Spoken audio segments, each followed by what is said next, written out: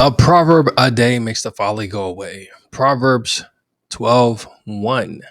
Whoever loves discipline loves knowledge, but he who hates reproof is stupid. Now, harsh? Yeah, one could say it's a bit harsh. The fact that the Bible even says stupid is like, whoa, stupid.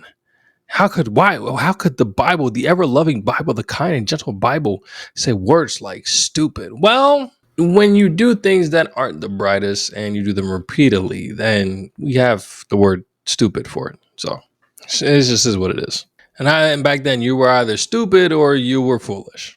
Even then, saying someone is foolish is sometimes even more, uh, hurtful than just saying someone's stupid. But the thing about the Bible is less about the name calling, it's less about calling somebody stupid, but it's more so in regards to the action, which is stupid in and of itself. The Bible and God speaks on the levels of correction, instruction, and aligns with truth, justice, and love. There's no room to act stupid in the Bible. There's no room. But because we're humans, it's going to happen every way from time to time. What's important is that when you're filled with discipline, you're giving wisdom, and then you prevent certain things from happening again. Because if they happen again, it's stupid. You get what I'm saying? And a lot of time, and not only that, a lot of times when people use stupid, it's referring to something that just doesn't make sense. Something that in a way doesn't compute the action that was taken. There were different alternate decisions that could have been made, but wasn't. Better alternate decisions that could have been made, but wasn't. Like, let's say, for instance, if we're in grade school, let's go back to grade school. We're in grade school, and I have a track record of just not doing my homework for whatever reason. And doing this last assignment is going to be the difference between me passing the class and me failing the class. And I'm given the chance, and the teacher tells me, look, Vander, if you do not complete this assignment, you're going to get an F, and I'm going to call your mom. You're going to get a C, and I'm going to call your mom. It would be stupid. The action, it would be stupid for me not to do it. You see what I'm saying? And then afterwards, someone may call me stupid for not doing it. But the idea is the action at hand, the decision that was made was stupid. I could have avoided something bad that could have happened, or like a mix up or whatever the case was. But because I chose poorly in my actions, just doing something stupid, then I ended up with the end result. Now, stupid, strong word, yes. But a lot of times the Bible uses these strong words to kind of wake us up. Wake up. What you're doing is a very bad idea, borderline stupid idea. And I know I keep saying stupid, and it's probably the most I've ever said stupid since I used to live in New Jersey. And that was a while ago. But we have to live with the mindset that we have some type of wisdom, some type of knowledge in our head to make good decisions. Now, the thing is with children, they're starting off fresh in this world, and the majority of their mindset is going to be centered around things of the sinful nature and the lacking of discipline and the lacking of having wisdom and knowledge. So we have to guide them into being in these type of situations, into being able to come up with their own understandings of situations so that they can make the best decisions, even as simple decisions of, hey, me completing this assignment is going to determine whether I'm going to pass or fail. Normally that should be a no-brainer. Why would we still not do it? Beyond me. Foolish. But again, God uses these words in the Bible to put emphasis on the situation, to make seriousness of the situation. If you do not like wisdom, if you do not like understanding, if you hate reproof, if you hate being corrected, you are stupid. If you hate reproof, you are falling down the lines of stupidity. Now, when it comes to discipline, a lot of people may think that discipline has many forms, many shapes and sizes. Depending on who you talk to, discipline may differ. When it comes to the Bible, discipline is always set as godly correction. We've seen this plenty times in the past, where, especially in Proverbs, where it says that we must discipline our kids so that they may turn out the way that we want them to. Do not spare the rod from your child so that they may grow and now bring shame to the father and shame to the mother. Discipline, constant discipline. Learn wisdom, discipline. Everything requires discipline.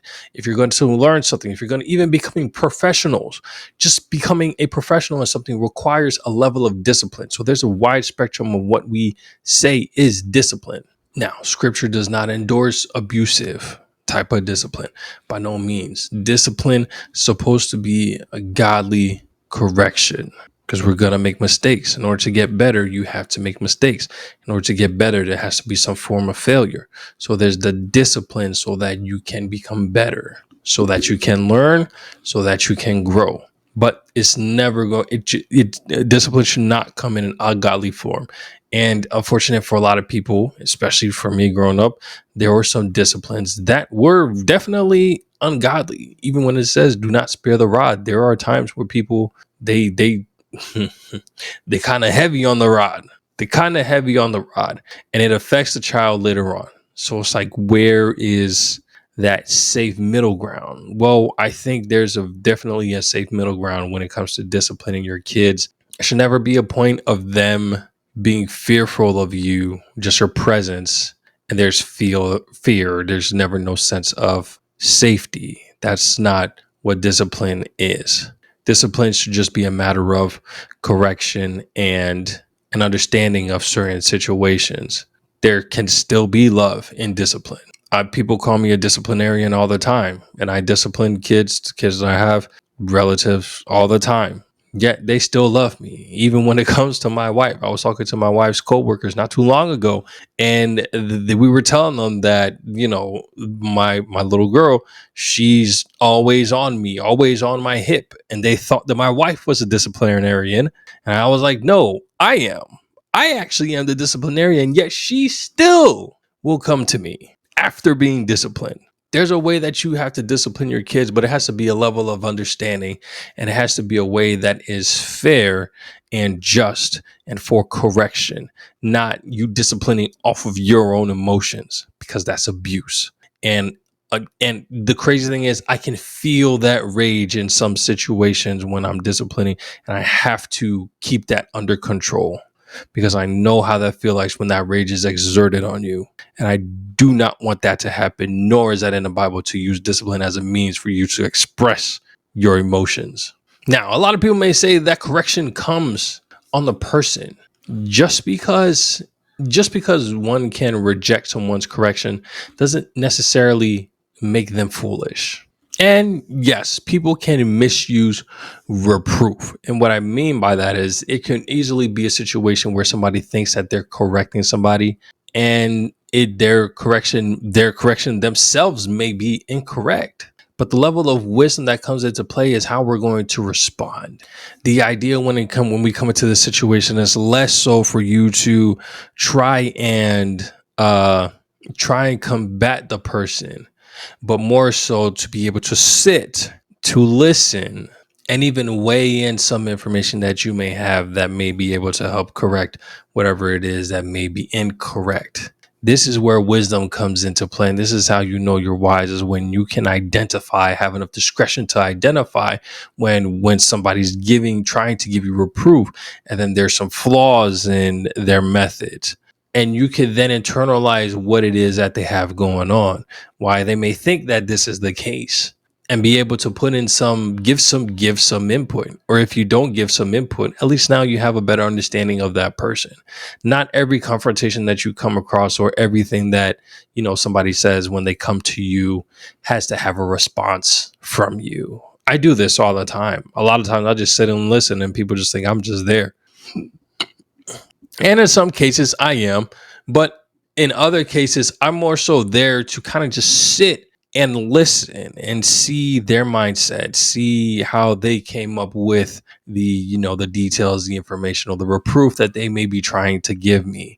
It helps me kind of navigate with them moving forward. That's just the level of wisdom that you're given when you actually sit and you analyze and you see everything that's going on. When it comes to wisdom, you can't just sit there and be just dumbfounded like a lamb. You got to be alert and aware and be cognizant of your surroundings, even when it comes to people and the way that they act and the way that they talk.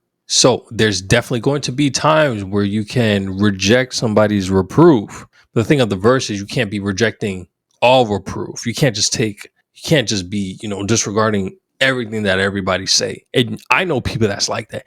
You know people that's like that. That the second you try to say something to them, they just like, nah, I don't care what you say, or nah, you're wrong. Oh, I don't want to hear it, all this, that, and the third. You can't tell them nothing.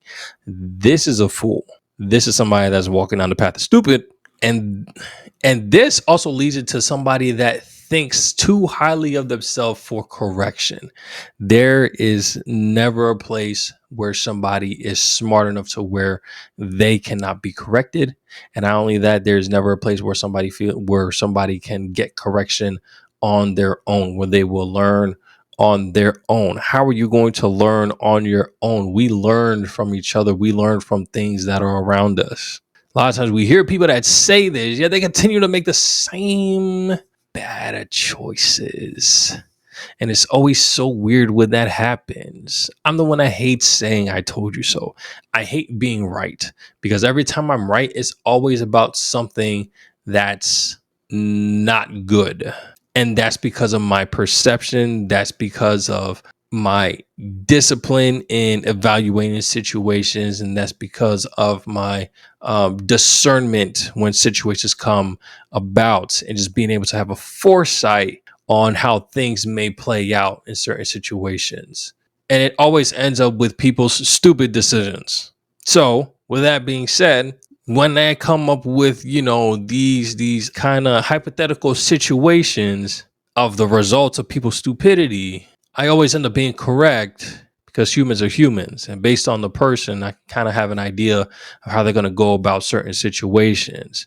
And they always tend to choose poorly. And I hate that. I hate being right about that. But hey, that's the whole point of having discipline. You're able to dodge bad situation from happening. Sometimes you'll be able to, and it's not even just a matter of just being able to dodge all bad situations from happening, because you can't dodge everything that's happening. But when you're stuck in a situation and you can't move and it's just coming towards you like a storm, let's say, once that storm passes, you're good because you're aware of it. You solidified yourself. You kept Jesus as your firm foundation, and you knew everything that you had, and that you kept your 10 toes down, was willing to take on the storm head on because there was nothing else that you can do.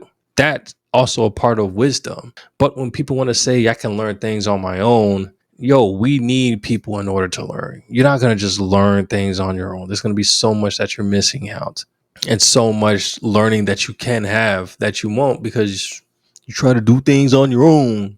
And just trying to do things on your own and ignoring correction often, majority of the time, leads to repeated offenses that could have been avoided.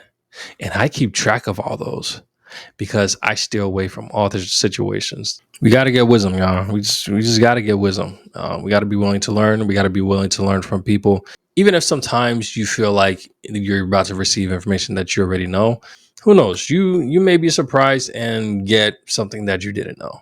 Or even if that's not the case, you may find something, you may have more insight on whoever it is that's giving you information. You kind of gauge on their knowledge level, their wisdom level, their discretion, what goes on their mind type stuff. And then it's a learning experience. You can't do that by yourself. One of the things that my brother-in-law, Mark, had told me, which I took with me, I don't know where he got it from, but it was very valuable information. It was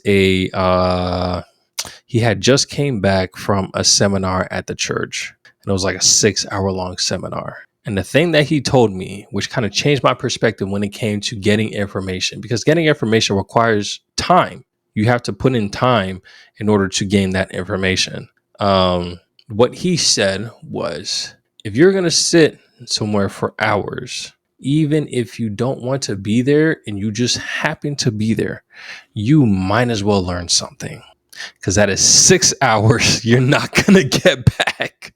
And that's true.